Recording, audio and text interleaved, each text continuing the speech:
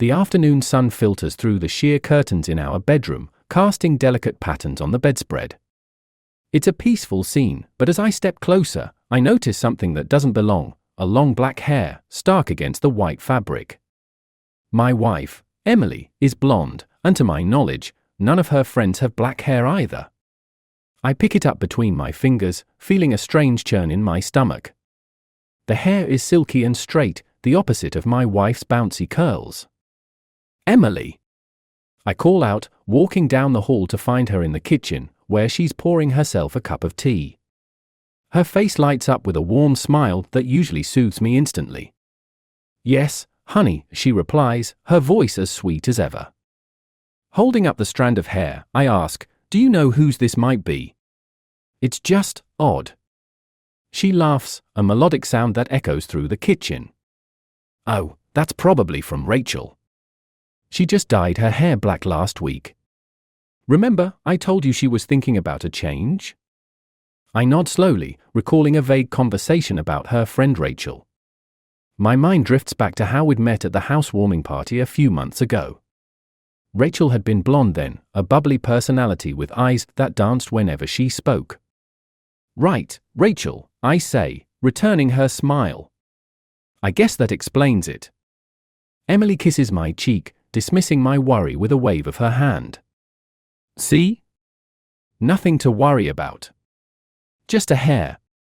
Despite her reassurances, I can't shake the feeling that something is off. But I push it aside, chalking it up to paranoia. After all, relationships are built on trust, and Emily and I have been solid for the past 5 years. A week later, I come home from work to find Emily and her friends gathered in the living room. Laughter fills the air, mingling with the scent of freshly baked cookies. As I enter, I notice Rachel among them, her hair now a deep, glossy black. She catches me staring and gives me a playful wink. "Like the new look?" she asks, running a hand through her hair. "Yeah, it suits you," I reply, offering a polite nod. I turn my attention back to Emily, who's watching me with an amused expression. The evening passes in a blur of chatter and jokes, and I gradually feel my unease fading away. Yet, as the night draws to a close, and everyone says their goodbyes, I find myself again pondering the hair. Was I simply overthinking everything? The next morning, as I'm heading out the door, Mrs. Langley from next door calls out to me. Her face is a mixture of concern and fatigue, her grey hair tied up in a tight bun. "Daniel, do you have any teenagers in the house now?" she asks, her voice laced with worry. "No, it's just Emily and me," I respond, puzzled. "Well, we've been hearing music, guitar, specifically, coming from your apartment late at night. It's quite loud. I didn't think either of you played," she continues. A shiver runs down my spine. "We don't have a guitar, Mrs. Langley. Maybe it's someone else on this floor?" She shakes her head. "It's definitely coming from your apartment." Promising to look into it, I walk to my car, my mind racing. Emily hadn't mentioned anything about learning an instrument, and I've never seen a guitar in our home. The following day, I decide to leave work early. Curiosity gnaws at me, and I need to know what's happening in my own home. As I approach our apartment, I stop dead in my tracks. There, leaning against the doorframe, is a guitar. My heart hammers in my chest as I fumble with the keys, eventually managing to unlock the door. Inside, the apartment is silent except for the faint hum of the refrigerator. I step inside, glancing around, my eye scanning every corner for any sign of intrusion or misplacement. The sound of laughter drifts from the bedroom, and my stomach drops. I move swiftly, propelled by a mixture of dread and disbelief. Pushing the door open, I'm met with a sight that sends my world crashing down. Emily is in bed, her skin bare and flushed, while a man with long black hair lies beneath her. His eyes widen as he notices me, and Emily gasps, scrambling to cover herself. "Daniel, I can explain," she cries, but her words fall flat, lost in the rush of blood pounding in my ears. Without thinking, I grab the guitar and swing it, feeling the wood splinter against the man's head. He stumbles out of bed, clutching his face, and Emily screams. "Get out!" I roar, my voice a mix of anger and heartbreak. Get out before I call the police. The man, now pulling on his clothes in a panic, scrambles past me, leaving the apartment in disarray. Emily is sobbing, wrapped in a sheet, but I can't look at her. I can't bear the betrayal etched on her face. Daniel, please, she pleads, reaching out to touch my arm. But I pull away, feeling a chasm open between us. You need to leave, I say, my voice hollow. I can't do this anymore. She hesitates, tears streaming down her cheeks. I watch as the reality of the situation sinks in, her expression shifting from desperation to acceptance. As she packs a bag, the silence between us is heavy, punctuated only by the sound of her footsteps. I stand in the doorway, arms crossed, feeling as if I'm watching a stranger. Finally, with her belongings in hand, Emily pauses at the door. I'm sorry, Daniel. I never meant for this to happen. I nod, my heart aching with a mixture of love and loss. Just go, Emily. With that, she turns and walks out of the apartment, leaving me alone in the wreckage of what was once our life together. The days that follow are a blur. I go through the motions, but inside, I'm numb. My thoughts are a jumble of anger, sadness, and confusion. How could everything have gone so wrong so quickly? I avoid our mutual friends, unable to face their questions or pity. Instead, I throw myself into work, hoping to drown out the turmoil with endless hours at the office. But at night, when I return to the empty apartment, the silence is deafening. It's a stark reminder of what I've lost, and I can't shake the feeling that there's more to the story than I understand. Revenge gnaws at the edges of my mind, whispering promises of satisfaction and closure. I push it away, knowing it won't change what's happened. But the thought lingers, tempting me with its seductive pull. I sit on the edge of the bed, staring at the broken guitar still lying on the floor. The strings are twisted, the body shattered, much like my life. I vow to myself that I won't let this define me, that I'll find a way to rebuild and move on. But first, I need answers. I need to understand why Emily chose to betray me and why the stranger with the black hair was worth risking everything we had. I'm determined to uncover the truth, no matter where it leads me. And as I close my eyes, the weight of betrayal heavy on my shoulders, I know that this is just the beginning of a journey I never wanted to take. The sharp sound of my alarm cuts through the quiet apartment, jolting me awake. For a moment, I forget the chaos of the last few days. The familiarity of my morning routine offers a brief respite, but as soon as I glance over at the empty side of the bed, reality crashes back. Emily is gone, and with her departure, a piece of my life has unraveled. I force myself out of bed, running on autopilot. I shave, dress, and make coffee, but everything feels mechanical, devoid of meaning. The kitchen is too quiet without Emily's chatter, and even the smell of fresh coffee seems hollow without her presence. The smell of fresh coffee seems hollow. Not to drown in my thoughts, I head to work early. The office, with its bustling energy, is a welcome distraction. As I step into the elevator, I'm greeted by a familiar face, Jake, my colleague and closest friend.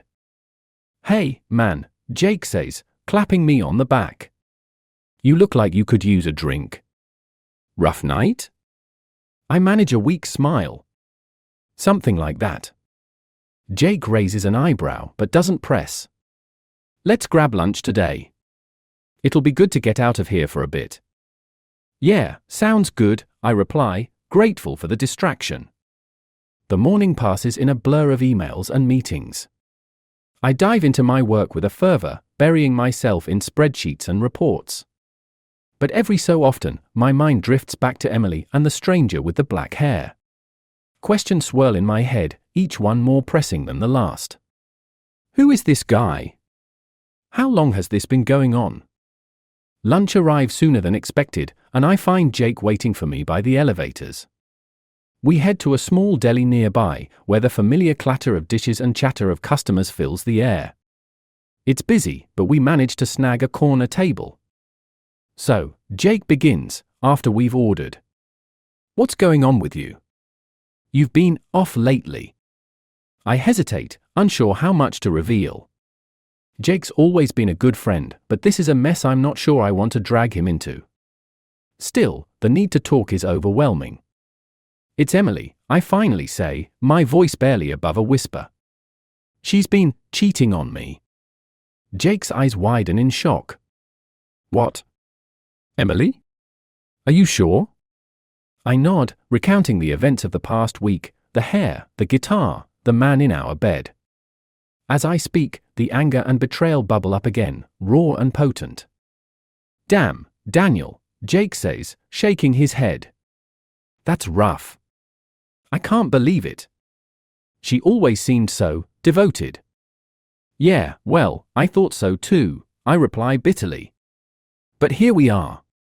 Jake leans back in his chair, thoughtful. What are you going to do? Honestly? I don't know. I kicked her out. Haven't heard from her since. But I need to know who this guy is. Why him? Jake nods, understanding. I get it. Closure. Maybe you should hire someone, like a private investigator? The thought has crossed my mind, but something about it feels too drastic.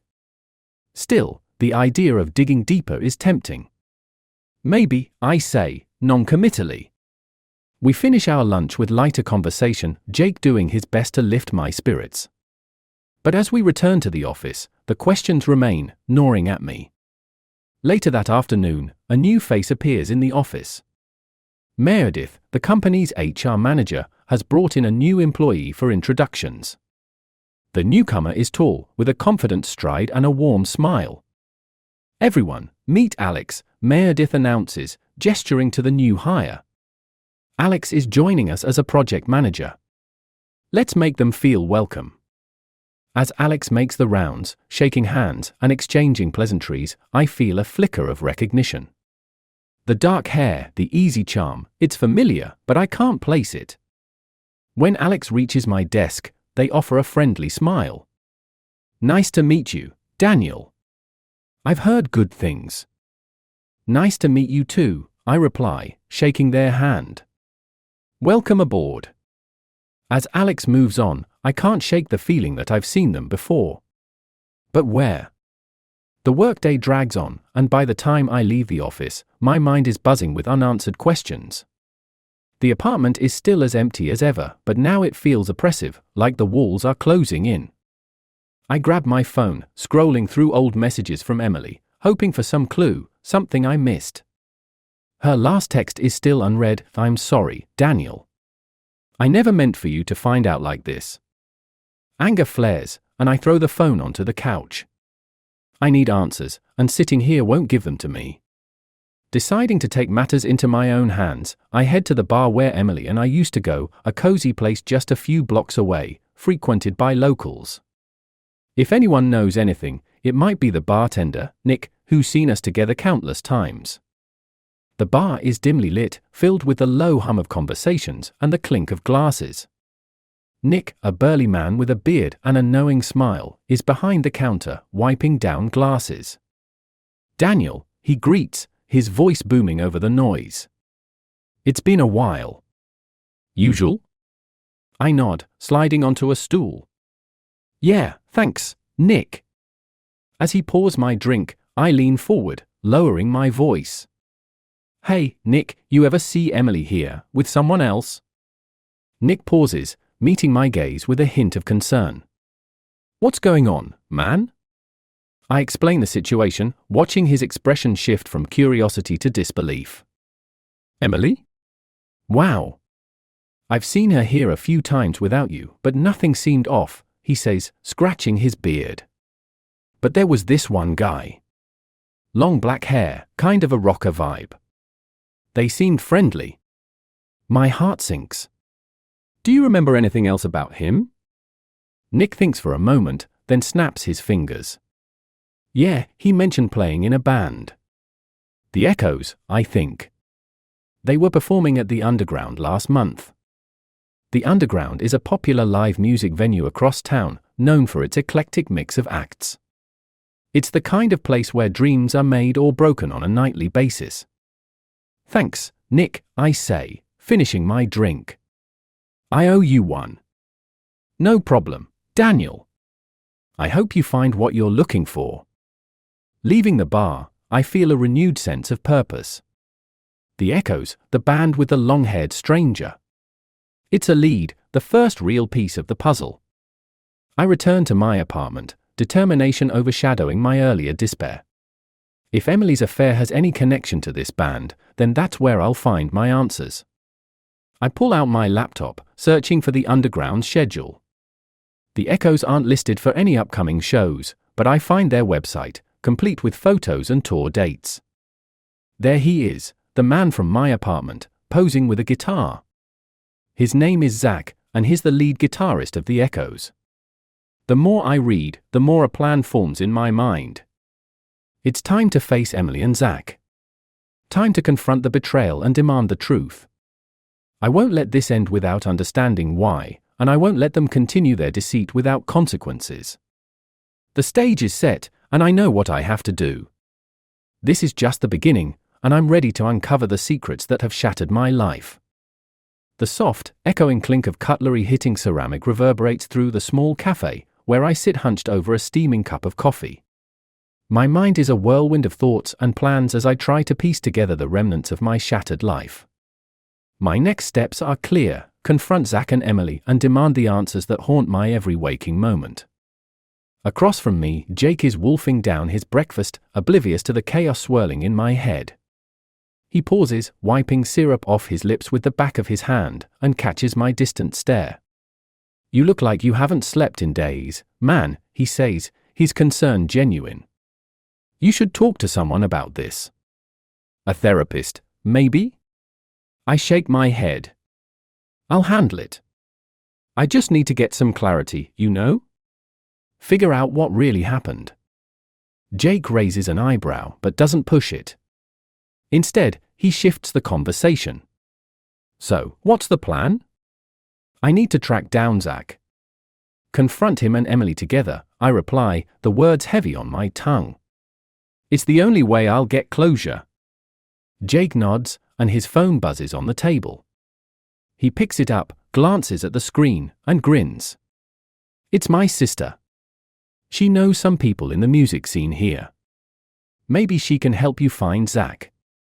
"That would be perfect," I say, feeling a flicker of hope. "I need all the help I can get." A few hours later, I'm in Jake's living room, surrounded by posters of his favorite bands and a guitar propped against the wall. His sister, Megan, is on the couch, flipping through her contacts. "Okay, so here's what I know," she begins, tucking a strand of hair behind her ear. "The Echoes aren't playing any shows right now, but Zach is doing a solo gig at the Underground tomorrow night. If you want to confront him, that's your best shot." I nod, absorbing the information. "Thanks, Megan. I appreciate this." She shrugs with a smile. "Anything for my brother's friend. Just be careful, okay? These musician types can be unpredictable." "I will. I just need to talk to him." Nothing more, I assure her, though a part of me still burns with unresolved anger. The following evening, I find myself standing outside the Underground, a dimly lit venue pulsating with energy and anticipation. People mill around, exchanging laughter and cigarettes, while the bouncer checks IDs at the door. The neon sign above the entrance flickers, casting a rhythmic glow across the street. Taking a deep breath, I push through the crowd and step inside. The room is filled with chatter and the low hum of amplifiers. The stage is set, awaiting its performers. I scan the faces in the crowd, searching for any sign of Zach. As the lights dim, the audience falls silent, and the band takes the stage. Zach emerges, his silhouette striking against the backdrop of flashing lights. He steps forward, guitar in hand, and begins to play. The music is raw and electrifying, the kind that resonates in your bones. For a moment, I'm caught up in the performance, the powerful chords and haunting lyrics weaving a spell. But I shake it off, reminding myself why I'm here. As the set comes to an end, applause erupts, and Zach steps off the stage, disappearing backstage. I make my move, slipping past security with a muttered excuse about being an old friend. My heart races as I navigate the dimly lit hallway leading to the green room. I find him there, tuning his guitar, oblivious to my presence. Taking a deep breath, I step into the room and close the door behind me. "Zach," I say, my voice steady despite the adrenaline coursing through me. He looks up, surprise flickering across his features, quickly replaced by a guarded expression. "Do I know you?" "You will," I reply, stepping closer. "I'm Daniel. Emily's husband." Recognition dawns on his face, and he shifts uncomfortably, placing the guitar down. "Look, man, I don't want any trouble." "Trouble?" "You've already caused plenty," I retort, anger simmering just beneath the surface. "I want to know how long this has been going on. How long have you been seeing Emily behind my back?" Zach hesitates, guilt evident in his eyes. "A couple of months. I didn't know she was married at first. She didn't tell me until you found out." The confession stings, but it's not enough. "And that makes it okay? You're just some homewrecker who didn't care to dig deeper?" He shakes his head, genuine regret lacing his words. "I'm sorry, man. I really am. Emily said things between you two were over. That she was moving on." I scoff, the words like acid on my tongue. "She lied. We were married. We are married." Zach meets my gaze, his own eyes filled with a mix of shame and defiance. "What do you want me to say? That I'm a jerk? Fine, I'll admit it. But you should talk to Emily. She's the one who started this." "I plan to," I reply, my voice cold. "But I needed to hear it from you first." As I turn to leave, Zach calls out, "For what it's worth, I'm sorry. I didn't mean for any of this to happen." I pause, the apology hanging in the air like smoke. "Yeah, well, sorry doesn't change much, does it?" Leaving the underground, I feel a mix of satisfaction and emptiness. The confrontation has given me some answers, but it's done nothing to mend the rift that split my life apart. Back on the street, the cool night air wraps around me, and I pull out my phone. It's time to call Emily and finish what she started. She owes me the truth, and I'm determined to get it. The phone rings, echoing my pounding heartbeat, until she finally picks up. "Daniel?" "Emily, we need to talk," I say, my voice firm. Face to face. There's a pause on the line, a hesitation that fuels my anger. "Okay. Where?" "The cafe near our apartment. Tomorrow at noon." "All right," she agrees, her voice subdued. "I'll be there." I hang up, the plan set in motion. Tomorrow, I'll confront Emily and get the answers I deserve. The truth may hurt, but it's the only way to move forward. The next day dawns with a sense of foreboding, the hours ticking by until my meeting with Emily. I spend the morning pacing the apartment, replaying every memory, every conversation, searching for signs I might have missed. By noon, I'm at the cafe, nursing a cup of coffee and watching the door. The place is bustling with activity, the perfect backdrop for the confrontation I've been dreading. When Emily finally arrives, she looks different, more fragile, as if the weight of her choices has finally caught up with her. She approaches the table, her eyes wary. "Daniel," she says, sitting down across from me. "Thank you for meeting me." I nod, studying her face. "Let's get straight to it, Emily." "Why?" "Why him? Why now?" She takes a deep breath, her hands trembling slightly as she folds them in her lap. I don't know where to start. The truth would be nice, I suggest, my patience thin. Emily sighs, her eyes filled with regret. "I didn't mean to hurt you. I never wanted this to happen. But I felt lost, Daniel. Like I was stuck in a rut. We were drifting apart, and I needed someone, to pull me out of it." "Drifting apart?" I repeat, incredulous. "You could have talked to me, Emily. We could have worked things out." "I know, and I'm sorry," she says, tears welling in her eyes. "I was selfish. I made a mistake. But Zach was just different. Exciting. He made me feel alive. The words cut deep, each one a reminder of the chasm that's grown between us. But amidst the pain, a flicker of understanding surfaces. We'd both been complicit in letting things fester, but her betrayal still looms large. So what now? I ask, searching her face for some semblance of resolution. Emily wipes her eyes, composed yet fragile. I don't know, Daniel. I'm trying to figure it out, too. I never wanted to end us like this. Silence falls between us, heavy with the weight of unsaid things. In that moment, I realize that even if we can't repair what's been broken, we might still find a way to move forward, separately, perhaps, but with some sense of peace. I need time, I say finally, standing up. Time to think, to heal. Time to think, understanding reflected in her tear-filled gaze. I understand. I'm sorry, Daniel. For everything. With that, I leave the cafe, stepping into the bustling street, the sun warm on my face. It's a new chapter, one filled with uncertainty but also the possibility of rebuilding, piece by painful piece. As I walk away, I can't shake the feeling that this is just the beginning. The path ahead is uncharted, but I'm ready to face whatever comes next, armed with the truth and a determination to find my own way. The following weeks are a whirlwind of emotions as I try to piece together the fragments of my life. Emily's betrayal lingers like a shadow, casting doubt on everything I thought I knew. I'm angry, hurt, and lost in a maze of uncertainty. I find myself frequenting places I've never been to before, trying to distract myself from the pain. I visit art galleries, attend open mic nights, and even take a yoga class, anything to keep my mind occupied.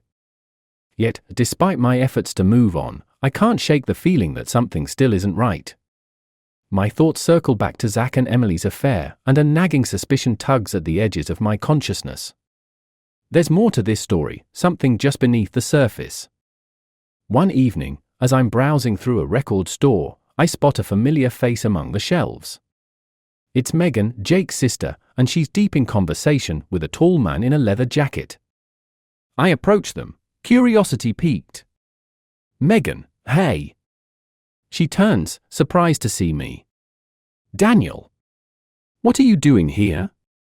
Just browsing, I reply, glancing at the man beside her. He looks vaguely familiar, but I can't place him. Megan introduces him. This is Oliver. He's in a band.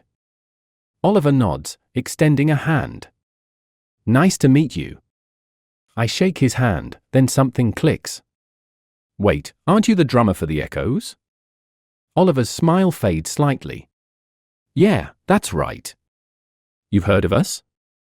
I have, I say, recalling the night I confronted Zach.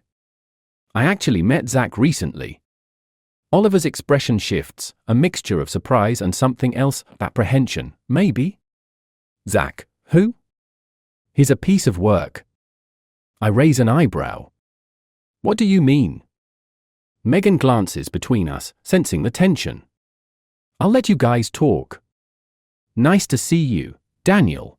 Determination to find my own, leaving me alone with Oliver, whose demeanor has changed. Zach's been causing trouble again, hasn't he? Oliver asks, his voice low.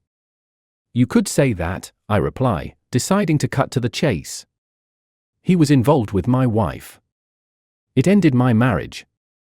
Oliver lets out a long sigh, rubbing the back of his neck. Man, I'm sorry to hear that. Zach's always been reckless, never caring who gets hurt in the process. Did you know about it? I press, searching his eyes for the truth.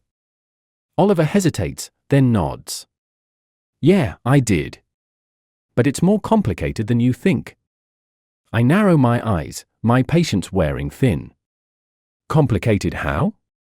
He leans in, lowering his voice. Zach's been running a scam. He meets women, charms them, and uses them to get what he wants. Money, connections, you name it. The revelation hits me like a punch to the gut. So he was using Emily? Exactly, Oliver confirms. He's done it before, and he'll do it again. I tried to warn him to stop, but he never listens. A cold fury ignites within me, the pieces of the puzzle finally falling into place. Emily wasn't just a fling, she was a mark, a pawn in Zach's twisted game. Does Emily know? I ask, my voice tight with anger. Oliver shakes his head. I doubt it. He's good at playing the victim, making it seem like he's the one who's been wronged. I thank Oliver for his honesty and leave the store, my mind reeling. I need to talk to Emily, to warn her about Zach and his schemes. Later that night, I call Emily, the urgency in my voice unmistakable. We need to meet. There's something you need to know. She agrees, her tone wary but curious. We decide to meet at a quiet cafe, away from the noise and chaos of the city. When I arrive, Emily is already there, her eyes tired and wary. I sit down, diving straight into the conversation. Emily, Zach's been lying to you, I begin, watching her closely. He's using you, like he's used others before. She looks taken aback, her brows furrowing in confusion. What are you talking about? I explain everything Oliver told me, detailing Zach's pattern of manipulation and deceit. As I speak, I see the realization dawn on her face, the truth hitting home. I thought he loved me, she says, her voice cracking. He seemed so genuine, so different. That's his trick, I say, my anger softening. He makes you believe he's something he's not. He's a con artist, Emily. Tears well in her eyes, and she wipes them away angrily. I'm such a fool. I reach across the table, my anger replaced by a desire to help her see the truth. You're not a fool. You were deceived, just like so many others. Emily takes a shaky breath, composing herself. What do we do now? We expose him, I suggest, determination fueling my words. We can't let him continue to hurt people. Emily nods, her expression resolute. You're right. He needs to be stopped. The next day, we formulate a plan to confront Zach publicly. We decide to do it at one of his gigs, where his lies will unravel in front of an audience. The day of the confrontation arrives, and I find myself outside the underground once more. Emily stands beside me, her resolve firm.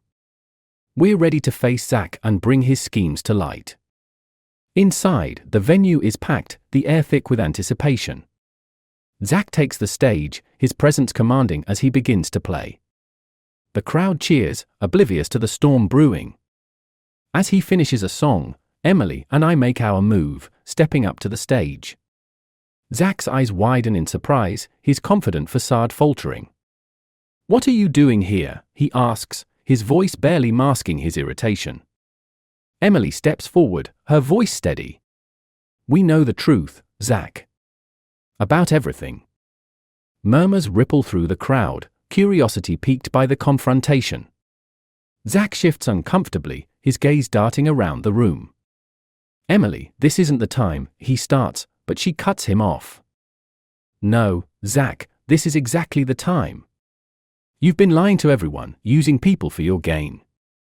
The crowd's murmurs grow louder, a ripple of disbelief and intrigue spreading through the room. Zach's composure slips, anger flashing in his eyes. You don't know what you're talking about, he snaps, but his words lack conviction.